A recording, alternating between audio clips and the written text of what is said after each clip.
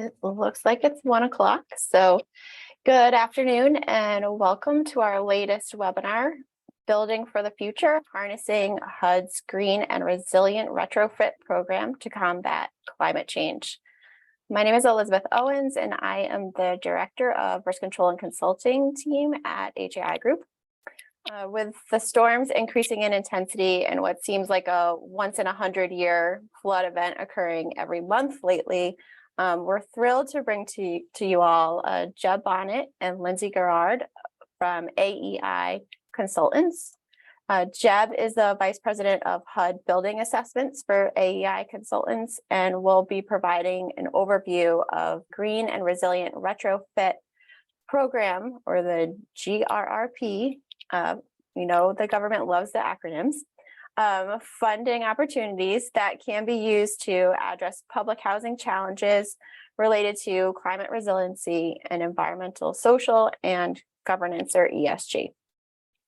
Lindsay is a National Environmental Policy Act compliance specialist with AEI Consultants, and she has experience with both FCC and HUD environmental compliance and due diligence standards and associated regulations. She will be providing an overview of climate risk and resiliency, along with HUD's climate change requirements and property resilience measures. And with that, I'm going to be turning it over to Lindsay to get us started. Thank you so much for joining us today. Thank you so much, Elizabeth, and to HUI Group for having this and giving us the opportunity to present on such an important topic and funding opportunity. So we thought we'd begin with a broader discussion of climate risk and ESG in today's industry and why it's so critical to be thinking about this now before getting into some of the details. Then we'll discuss some new requirements and standards that have been issued or in the pipeline currently, before going into some example resilience measures that could be implemented as part of HUD's Green and Resilient Retrofit Program, or GRRP, with an example case study to finish off this portion. So as Elizabeth said, in 2023, we're really past the point now where we can ignore climate change and its effects. They're here right now, as we've been seeing across the country and the globe in recent years. In today's world, the commercial real estate world is thinking about climate risk management. And when you think about climate risk, you may first think of the impacts extreme events may have, but this also includes longer term shifts. What does chronic heat or water stress do to a building and its systems? What does extreme heat mean for the overall electric grid and vulnerable residents who may be at risk?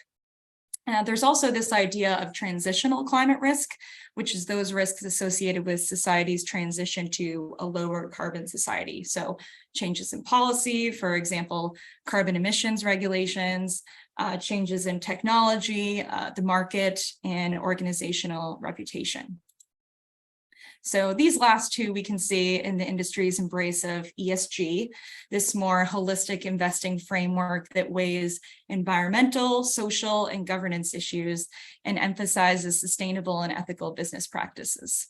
So people are not only looking at the environmental conditions and metrics we're used to documenting in our environmental reports, your phase 1 environmental site assessments, property condition assessments, energy audits, but also the socioeconomic factors and health and safety of a community, as well as a company's overall compliance and transparency, whether they are active or whether they are committed to sustainability or diversity, equity, and inclusion initiatives.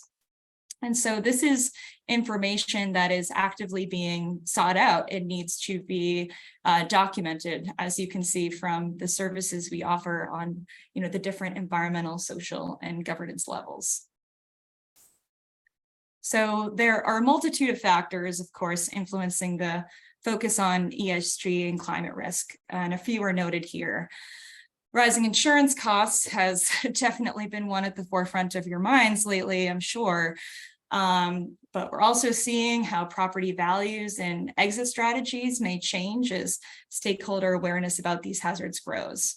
There's also growing regulatory pressures from the state, federal, and local levels. So lots of forces at work here. This slide just provides a quick snapshot of how ESG and climate risk can translate in the long term in terms of value and losses. You can see from flooding alone, we can expect to see a 25% increase in annual commercial real estate losses over the next 30 years. So just emphasizing this importance of looking into the future for risk management. So from multiple different angles, it's easy to make the case for climate resilience. When you step back and take a longer term view of property assets, public health and safety, and where things are headed from a regulatory standpoint, and especially when there's federal money to be had out there like the GRRP for this very purpose, it's a no-brainer. According to the federal government, designing with resilience in mind can save $4 to $7 for every dollar spent on resilient design strategies. With wildfire construction can be less expensive to build to resilient standards than traditional builds.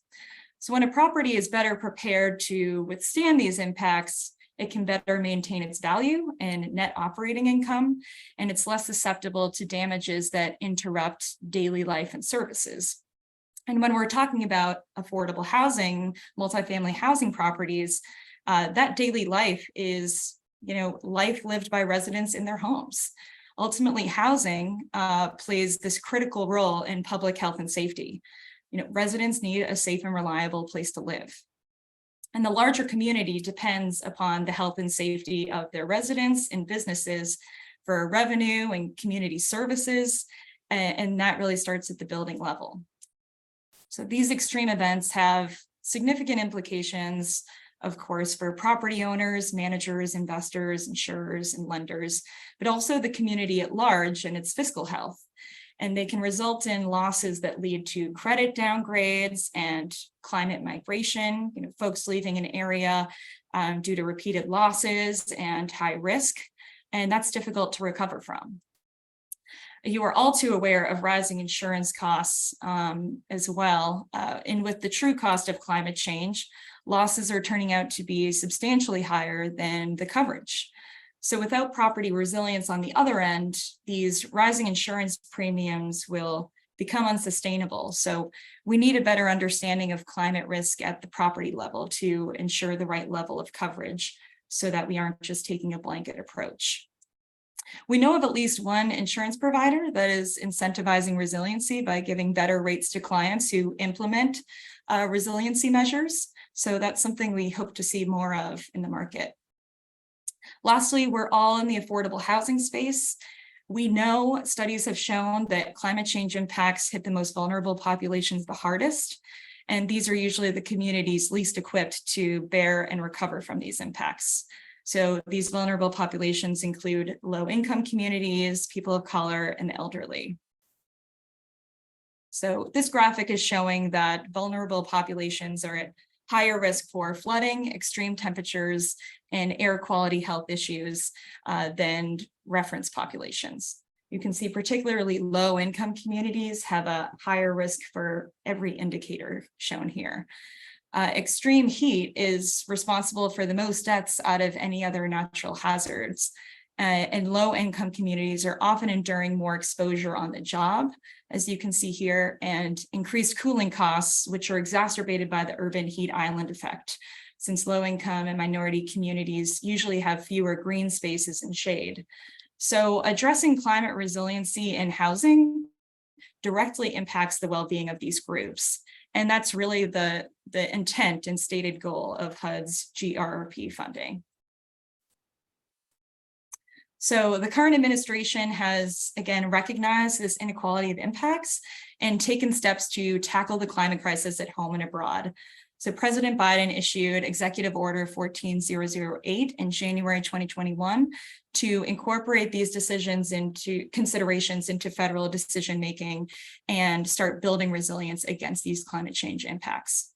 So as a result, all HUD projects getting HUD funding should ensure during the environmental review process that their projects take these impacts into account and are prepared to withstand them.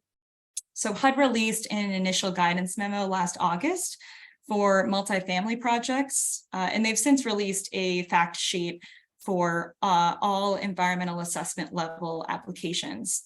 But essentially, as of December 1st, 2022, all environmental assessment level projects, so new construction and sub-rehab, need to discuss reasonably foreseeable climate impacts over the life of the mortgage, so 30 years into the future, and include mitigation measures that would address these impacts at the construction stage. So basically here you have your structure for a climate resilience assessment, which is actually a required component of the comprehensive GRRP cohort, as Jeb will go into later. So HUD really emphasizes that climate change is a two-way street. So the environmental review should be looking not only at the impact of climate change on the project, but the project impacts to climate change. So looking at the former, the project should take into account current climate impacts the area is facing, what more frequent disasters they might face, and what those impacts would look like 30 years into the future. It should also take into account any local resilience measures or projects that are ongoing or in the works to combat climate change. On the other hand, the property design itself should incorporate greener measures to minimize energy usage and emissions and encourage clean energy usage and things like transit-oriented development. So HUD promotes the use of the FEMA National Risk Index, or NRI, to calculate an area's overall risk index. So this takes into account a number of different factors that are drawn from various sources. There's the expected annual losses due to these natural hazards.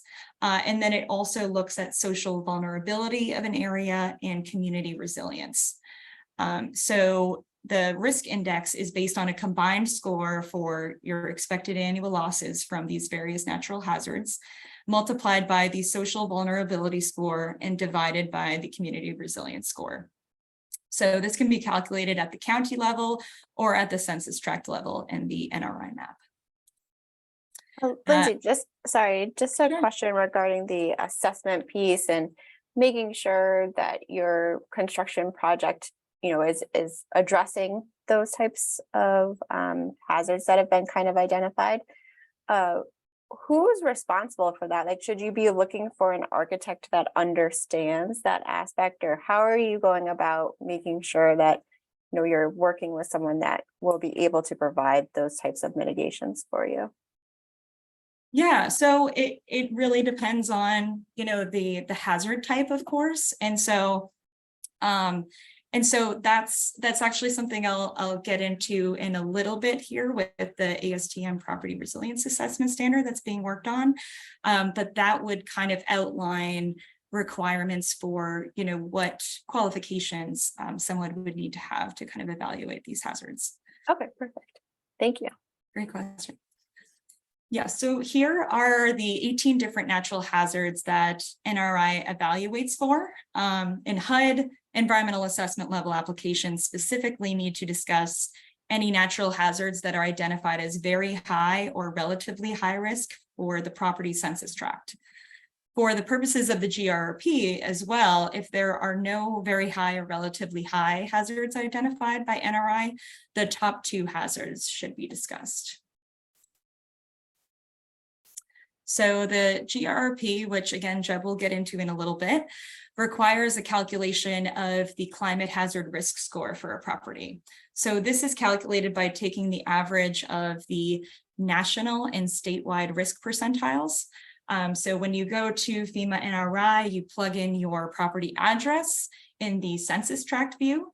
It'll bring up the appropriate census tract and will show your risk index based on the national percentile.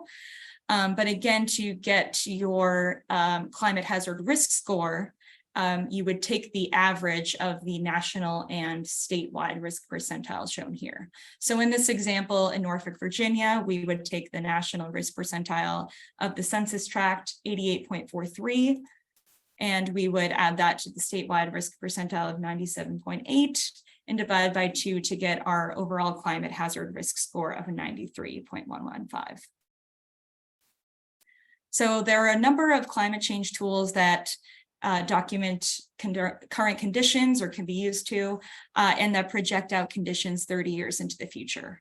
There are several mentioned in the GRRP notice and HUD's climate change guidance, but two of the ones they've called out primarily are noted here.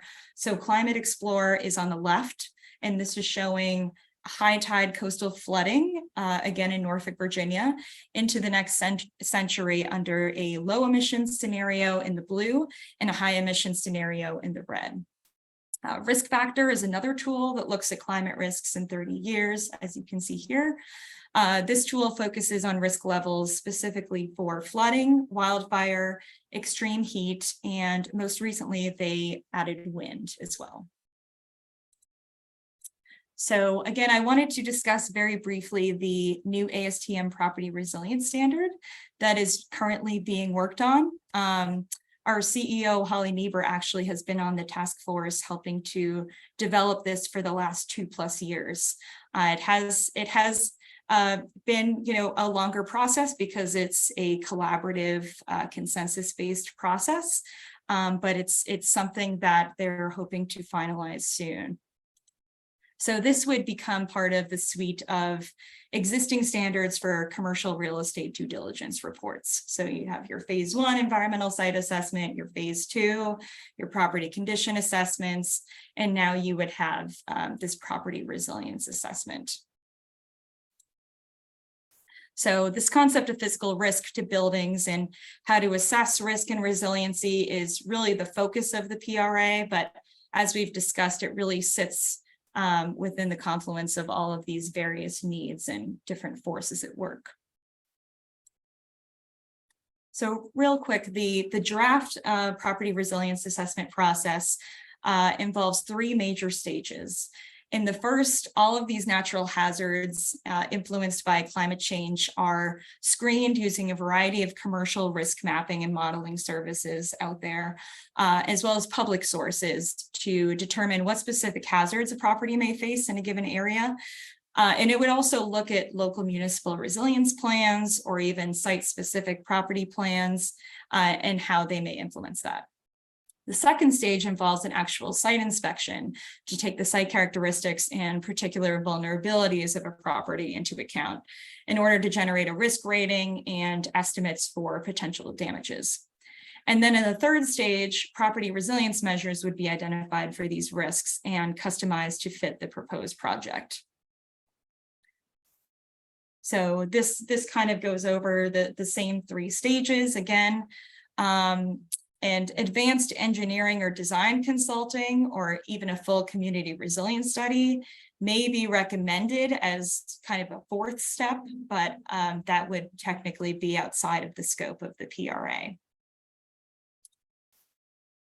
So some of the commercial risk mapping and modeling sources that I mentioned earlier are shown here. And these are, property specific. So these would be examples of the kind of information that would be reviewed in a level 1 to identify which hazards are of most concern to the property. Stage 2 would be looking at site-specific documents and plans on file. It would take into account things like occupancy type, so residential multifamily, building age, what existing resilience measures might the property have already, and makes an assessment from there of vulnerabilities and sensitivities with associated costs. So resilience measures identified in stage 3 would focus on, protecting the building against extreme weather, adapting it to changing climate conditions, and providing backup strategies for emergencies. So here are some examples of some level 3 actions, which will give you an insight into what sorts of cost estimates might be provided at this stage. And here are some more specific resilience measures identified as examples in HUD's climate change guidance. So though they aren't committing to anything now, we do know that HUD loves their ASTM standards. So it's likely that HUD will adopt the ASTM PRA standard once it's finalized to, formalize and standardize their climate resilience assessment approach. I mean, as it is, their guidance broadly describes these 3 stages of the PRA without really identifying them outright. So that's something we're anticipating, but again, we'll have to wait and see. So flood risk has obviously been huge in the headlines lately and is very much on people's minds since you don't need to be in the 100-year floodplain to get flooding. It can happen anywhere, and an area is not historically subject to extreme flooding. Take Vermont, for example.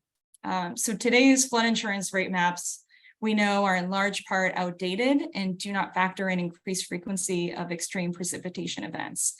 First Street Foundation found the true number of homes in Vermont at risk from flooding, for example, is actually 3 times as much what federal flood maps show.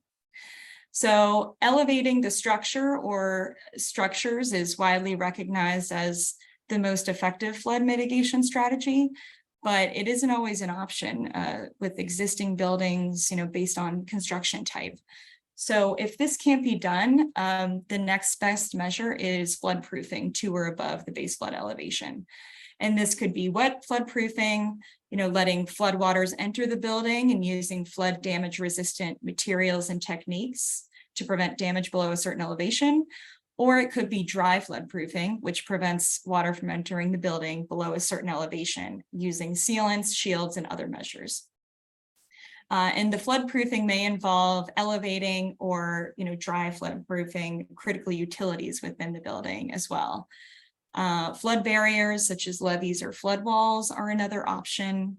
And so there's a link included to FEMA's notice on how to reduce flood risk to residential buildings that can't be elevated. Some of these other measures noted here apply to new construction, but can also be worked into substantial rehab plans on the site level.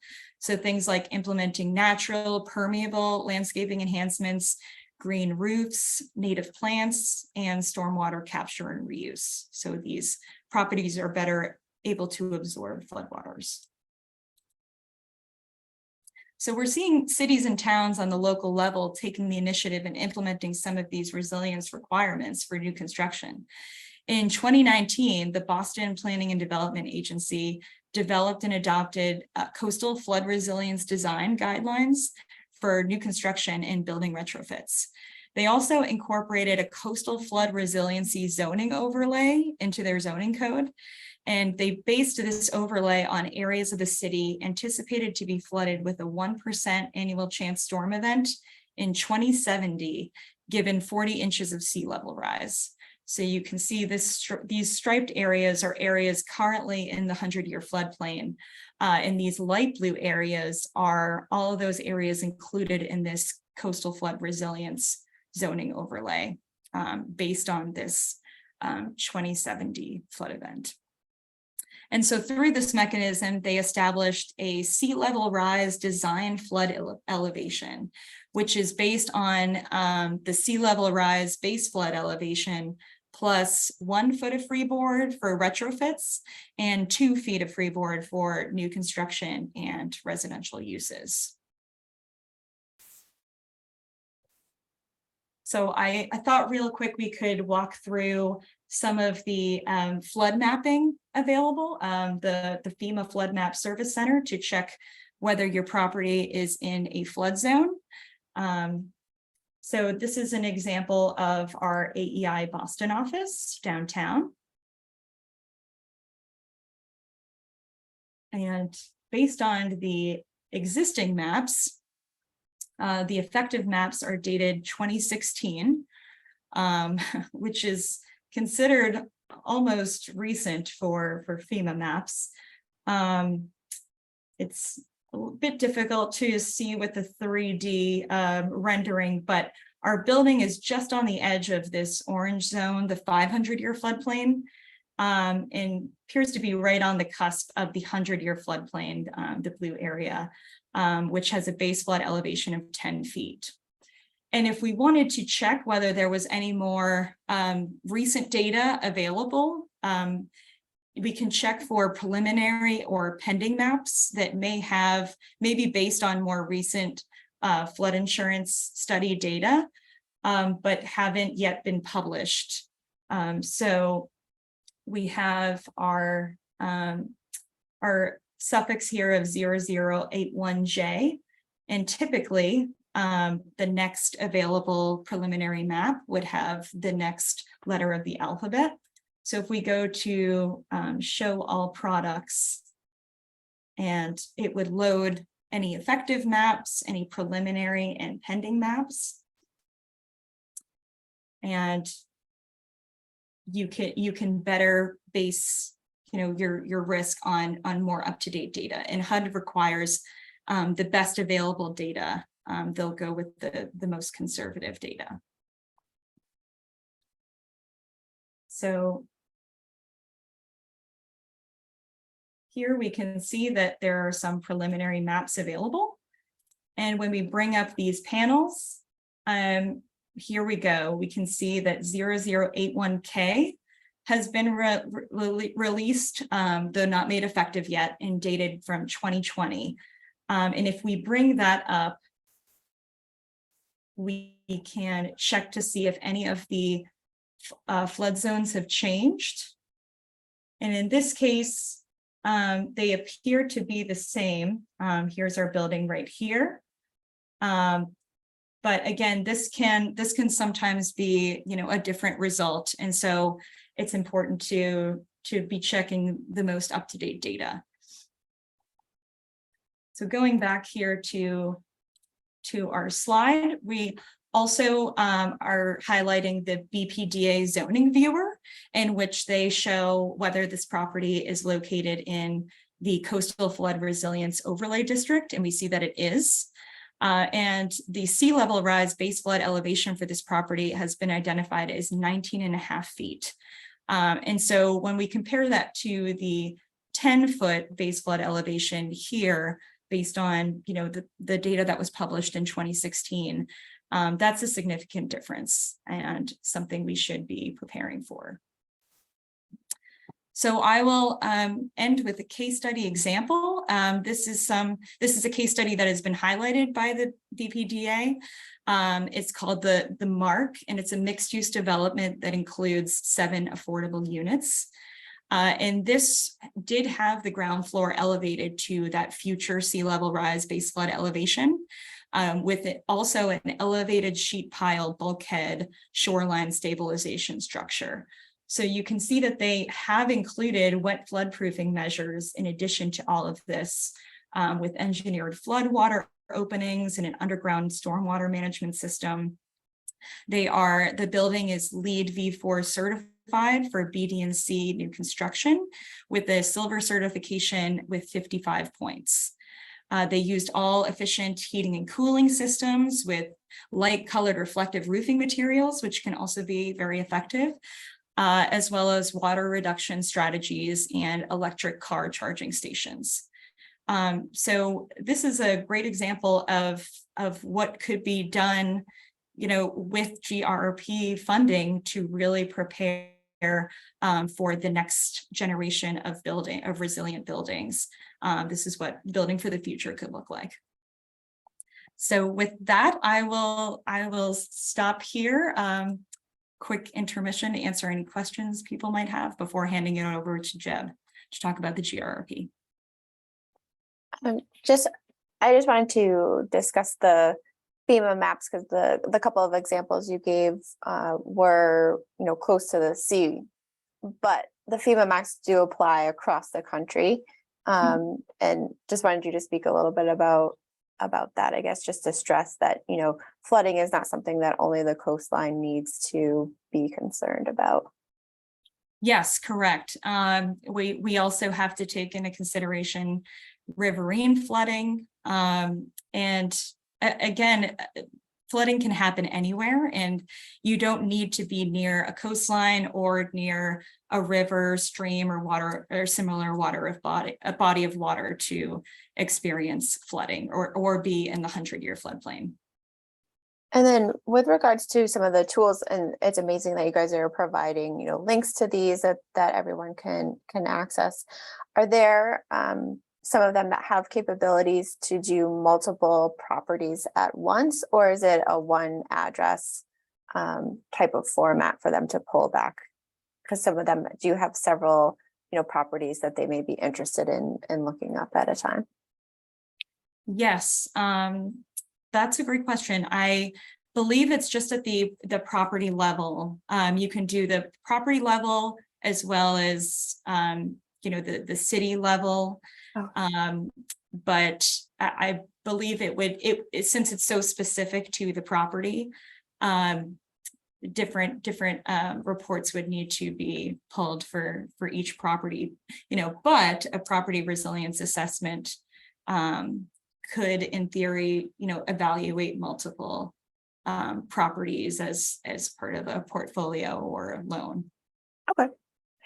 And from that perspective of if you were doing multiple ones, would you recommend maybe focusing on those ones that have higher hazards or have are older or would be able to justify putting in resiliency mitigation so that you can access this fund or this cohort, that you would be able to get those funds? So maybe focus on those areas over a different property that you may have assessed.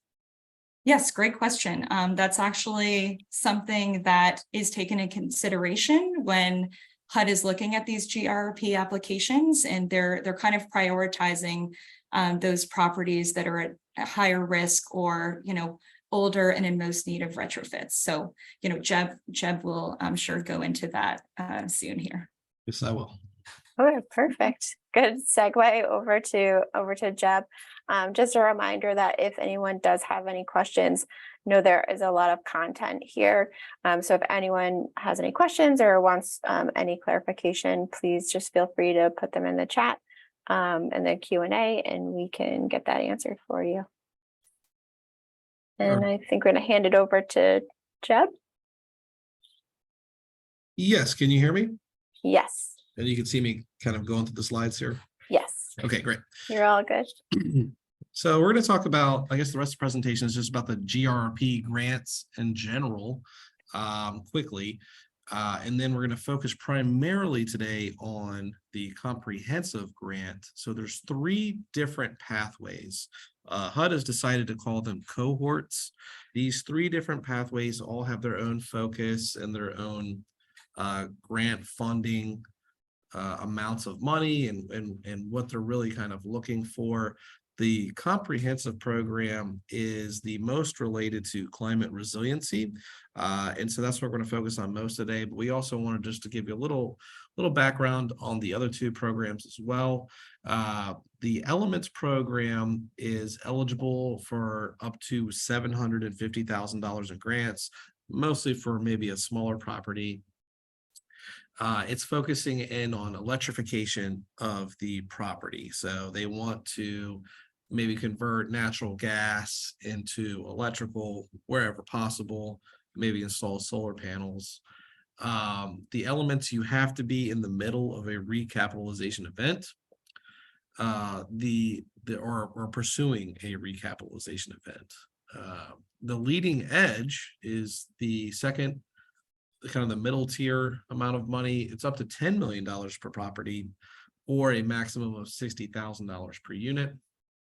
The goal of that program is to have a ambitious high-level green building certification occur at that project.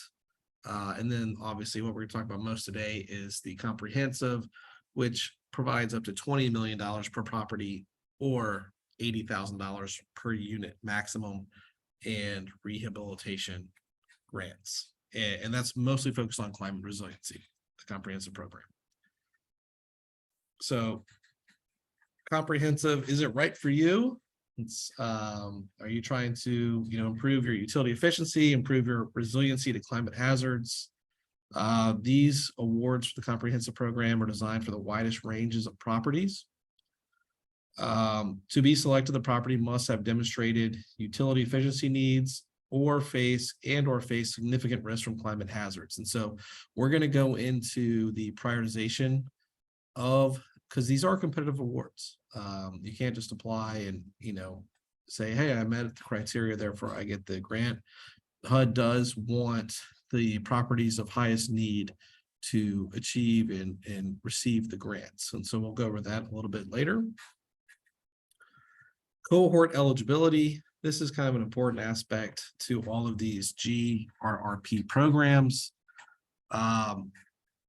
You cannot be a PBV. You have to have the Section 8 PBRA style of assistance. So 202s, 211s, 811s, anything that was a RAD PBRA conversion prior to September of 2021. These are the type of properties that are eligible for all of the GRRP grants.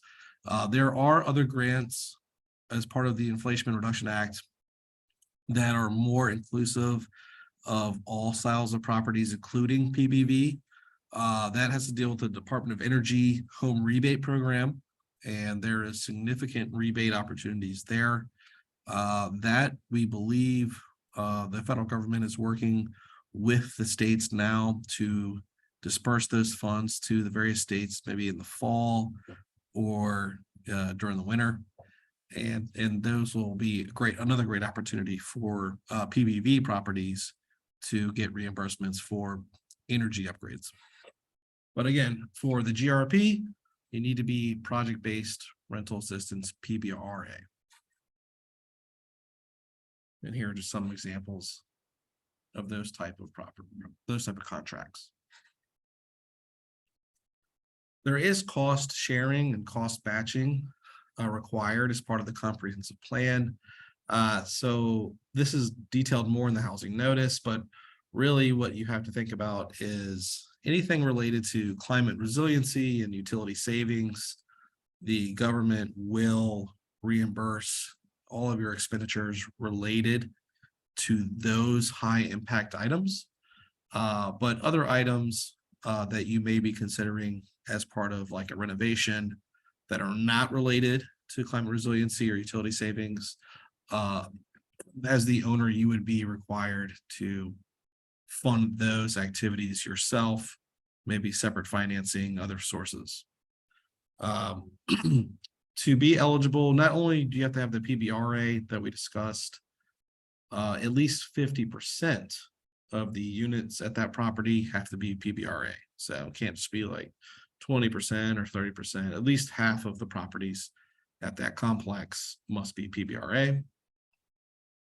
And they're in accordance with the IREMS number. So any IREMS number would be its own separate unique project.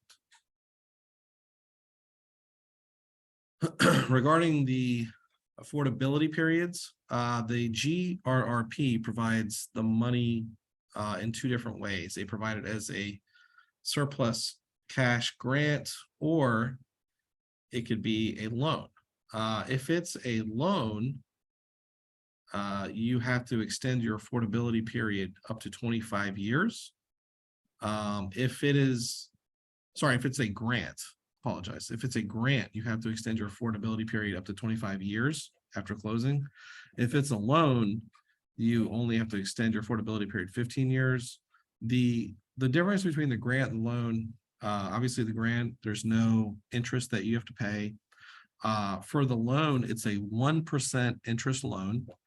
The reason HUD did it this way and provided two different alternatives is because a grant is considered income and would not be allowed to be used in a tax credit application. HUD does believe that there will be a lot of tax credit applications that are also leveraging these programs. And so that's where the 15 years comes into play and where that 1% loan comes into play. So really to give the ability of tax credits to use this program as well. So some of HUD's goals, obviously, they want to reduce emissions, want to improve energy efficiency and water efficiency, make the properties as close to net zero as possible. And they want to address climate resiliency measures and improve indoor air quality and resident health. They also want to support building electrification, and they want to improve rental assistance, overall. So there's a couple of more broader goals just related to HUD strategic plan across the country. 4B is, I think, is a good example. It says reduce exposure to health risks, environmental hazards, and substandard housing, especially for low-income households and communities of color. The award potential. So we talked about this a little bit earlier. The comprehensive program does allow and provide the highest level of grants. It's up to $80,000 per unit or up to $20 million. So whatever, let's say it's, a smaller property, you may not get all the way up to that $20 million. You'll be capped out at that $80,000 per unit. So any site that's, approximately 250 units would be able to get that full $80,000 per unit award. Any property bigger than 250 units would not get any more, would get less than $80,000 per unit because they would be capped at that $20 million mark.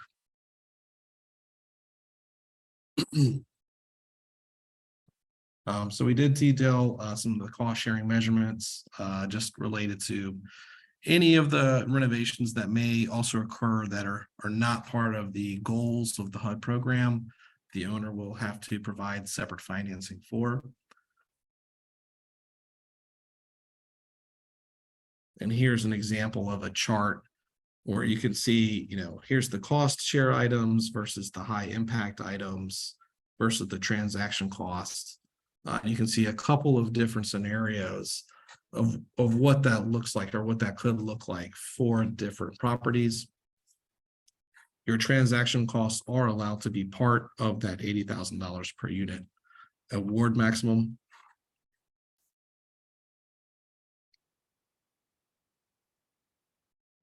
So there are requirements as part of the comprehensive program. They are expected to achieve 40% or greater reduction in emissions.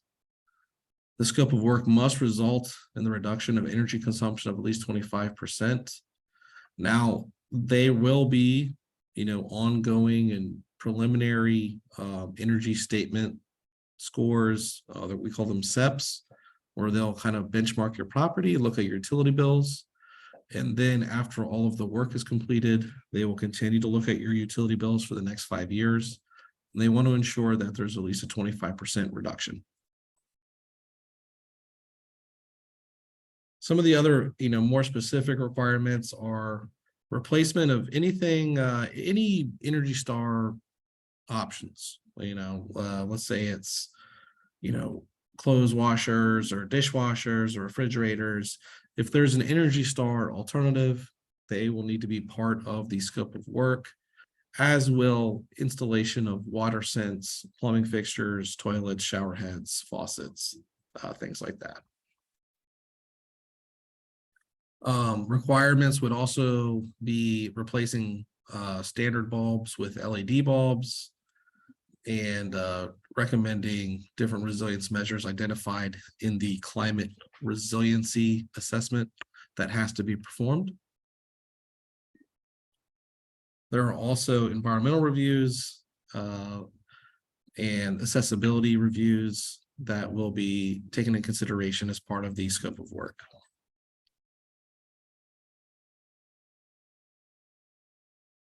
There are additional scopes of work that you can add to your project that would be covered by the grant. Let's say it's vehicle charging stations, upgrading the building electrical systems, replacement of any utility consuming appliances, those types of items. So there are a different array of requirements plus recommendations. So there's different tiers. So you have your required scopes of work as part of the comprehensive program, and then you also have allowable additional work that's included as part of the program that can also be reimbursed as part of the grants. So your high impact items, these improvements have deep energy efficiency investments, climate resiliency improvements beyond the investments that are currently standard in the multifamily housing industry. 25% of the grant that is awarded as part of the comprehensive program must include climate resiliency measures for these high impact items. So that term high impact is really important when evaluating the scopes of work that could be recommended or suggested. Some of these high impact items would be replacement of your gas appliances with electrical appliances, upgrading your electrical panel and main distribution systems to be able to accommodate all of that new power load, air sealing or insulation as appropriate for the property, automatic lighting controls. You see all the list as it goes on. Elevation of your mechanicals, things to help improve the potential flood hazards that you have. And here are some additional high impact items as well.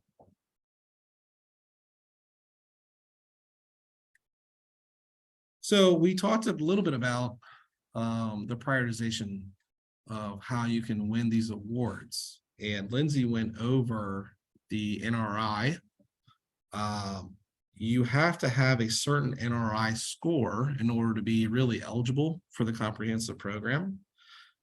You also, for the utility aspect, HUD wants you to fill out either their MBEST software tool or the Energy Star Portfolio Manager is also allowed. And so what HUD is going to do is they're going to look at two different things. They're going to look at, the climate resiliency aspect, and they're going to look at your energy efficiency score. They're going to look at your utility bills and to determine basically which property is the worst performing, energy-wise, utility-wise property, and which property has the highest threat of climate resiliency impact.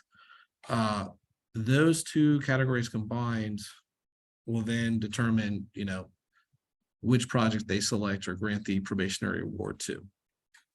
So let's say you have 10 properties that are eligible, that are PBRA, and you're wondering, well, which one or two or three should I send in the application for?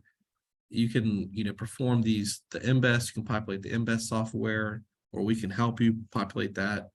And then you can look up the NRI and determine, okay, this is a really high number. It's above an 80, that has climate threats, and I have a really low performing energy property. It's probably a pretty good chance I should, apply for this grant. If your property is below an 80 on the NRI, or if the property is, already has some efficiency measures already put in place, then you don't want to apply for this grant because it is a competitive grant.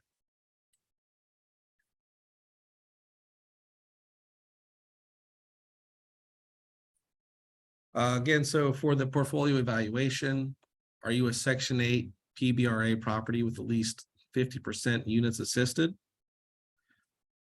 Answer should be a yes. Is it feasible for your property to achieve the required 25% utility savings? Are you comfortable extending the affordability period at your property, 15 years for a loan and 25 years for the grant? Are you willing to collaborate with HUD and the MAC contractor? So that's an important aspect of the comprehensive program, is that there is a MAC contractor that HUD actually has an RFP out for, notice out for. These contractors have, government contracts, and they have a background in finance or property management, and they will be helping procure all of the third-party services in order to meet all the requirements of this grant program. They will be procuring the assessment suite. So the assessment suite is a variety of due diligence, your environmental site assessments, your climate resiliency assessments, your capital needs assessments, and your energy studies. And so it's going to be HUD, this MAC contractor, and then all of those third-party services doing this due diligence. The important part about this is that the assessment suite is completely paid for by the federal government. The Section 8 PBRA owners will not have to pay for any of these assessment suite services. So that is, I think, an enormous opportunity for eligible property owners to pursue this grant, because it's not going to cost you a lot of money. Please note that any applicant or affiliate of any applicant shall not receive any more than 5 awards in any application period, nor more than 20 awards in total. So there's going to be 4 different application periods over the next year, basically 1 a quarter, where you have to meet that deadline to apply for this grant program. We'll go over that a little bit later. Some of the third-party reports that are needed now as part of the application for this specific grant program, the comprehensive grant program, there is not a need for any specific third-party reports.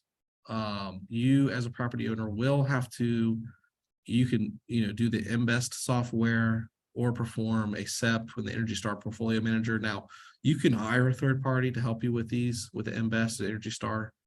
If you feel like you can't do it accurately yourself. You will look at the FEMA NRI index yourself, and the main assessment suite, all of that work occurs after the preliminary award has been granted. So that's the great part about the comprehensive program, is there's really no upfront money needed to apply. Here are all the assessment suite services that would be required after the probationary award is provided. Again, the MAC contractor will procure and pay for all of these services. None of these services will be paid for by the Section 8 owner. There will be a CNAE tool, which is a HUD capital needs assessment. All of the HUD ESA and HUD environmental review, HUD Heroes work, an ASHRAE level 2 energy audit, a renewable energy audit assessment, and a climate resiliency assessment. Jeb, have you actually seen, or have they established the application yet? Just wondering what the amount of time it would take for someone to fill in the required amounts. So the deadlines, so what you do have to do as a Section 8 property owner, if you're looking into this program, is you do have to fill out a form. There's an Excel form on HUD.gov/GRRP, and they have the different application forms. They're like Excel files, where the owner would populate certain financial information and ownership information for each of these 3 cohorts. You have to look into that MBEST software, which is also, again, available on the GRRP website.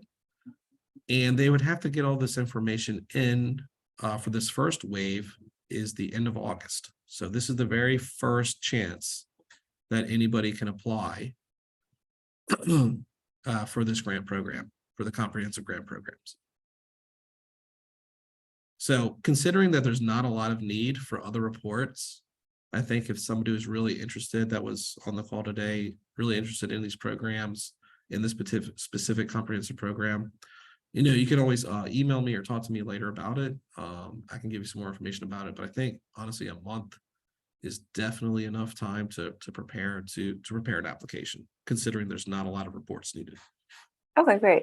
We just have heard kind of horror stories in the past about, having to hire a grant writer that would be able to fill out the applications, and it's just a very lengthy, involved process. So it's great to hear that this one is, a little bit less involved in that first stage, at least. Yeah, exactly. For this comprehensive program, for the other 2, the elements and the leading edge, you do have to have some third-party reports as part of your application, but this comprehensive application is the easiest of the 3. Okay, great. Yep. Here's the different milestones. So let's say you fill out the Excel application form, you fill out the MBEST form, you have the NRI index number information ready, and you submit your application before August 31st. HUD is going to take approximately 2 to 3 months to determine which property is the most eligible, the most need oriented, which property has the highest NRI score, which is basically means they're under the most climate threats, which property is the lowest energy performing, they have really bad utility scores, old systems, old plumbing, old boilers, old windows. HUD is going to take this time period to understand who needs this grant the most. After this time period, they will provide the award. The MAC contractor will be assigned to the project and will be in communication with that property owner. This MAC contract will procure all of the assessment suite services that are required as part of this transaction. And then, there's a certain kind of obligation, certain time periods. Once all of this assessment suite is performed, within 3-month time period of HUD's approval of the scope of work. So basically, this assessment suite helps create the scope of work. That's going to be part of the grant program. Within 3 months of this approval, the owner must identify the owner contribution sources. So part of that cost share. Hey, the owner is going to pay for the pavement and the landscaping upgrades and the roof as part of this financing transaction, and everything related to climate resiliency and the GRRP program will be paid for by the grant. So that you kind of separate out what financing source is going to take care of what renovation aspect. And then no later than 12 months following the HUD approval of the scope of work, an owner must submit a comprehensive transaction plan. Basically, the owner needs to put in all of their closing documents within 12 months of HUD's approval of the scope of work. So you got to figure this is really, could be up to a 1.5 to 2-year process. So it's going to be, a chance to be very patient. This is not something that's going to happen overnight. There are different requirements federally. Davis-Bacon. If somebody doesn't have a lot of experience with Davis-Bacon, this is going to be probably a big shock and something that you're going to need to hire specialists to help you out. And Davis-Bacon is really kind of talking about federal labor wage rates related to your renovations schedule. BABA, which is the Build America, Buy America. This is related to buying certain materials that are manufactured in America only. So there is a Build America, Buy America aspect and obligation required as part of this grant program. And so that needs to be understood, I think, clearly before you get started. And then there is an obligation to reduce, embodied carbon materials as part of your renovation scope of work. The MAC contractors will help with all of these federal obligations, the Davis-Bacon, the BABA, and the embodied carbon. That'll all be part of the assessment suite and the information that's going to be provided by HUD and the MAC contractor. So there are numerous data reporting and compliance requirements that will be the responsibility of the applicant. So, each cohort has its own NOFO release, but then there's also a broad general notice of the GRRP. So there's really like 4 different government notices related to these grant programs, numerous kind of like data requirements and, hey, I have to submit this and compile this and maintain this data for the next 5 years. And so, whatever applicant is really interested in this program, they have to really read through these NOFOs and housing notices to understand what kind of paperwork requirements they're in for over the next 5, 10, 15 years. The grrp.gov/ the HUD.gov/GRRP website has a great list of questions, a great FAQ. You'll see the website link above. Please take a look at that. If you have any questions that you think, maybe I'm not interested if the answer is yes or no to one of these specific questions, go onto this website and Control F and see if you can find some similar questions. So that's the end of my part of this program. I really appreciate your guys' time and thank you for sitting in. Awesome. Thank you so much to both of you. I thought this was a really great presentation that offered a lot of information and trying to definitely get people to start thinking about that, especially with the application period opening up at the end of August. I urge everyone to get a question in while we have the experts available here. If you guys do have any questions or follow-up questions later on, please, you can shoot me an email and I can get them to Jeb or Lindsay if you can't reach out to them directly. We will be sending out the presentation to everyone, and we will be providing that to attendees. I don't see any questions in the chat, but I do want to thank Jeb and Lindsay so much for your expertise and just providing us with the information today.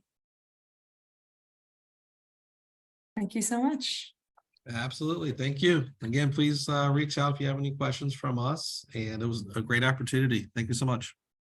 Thank you again.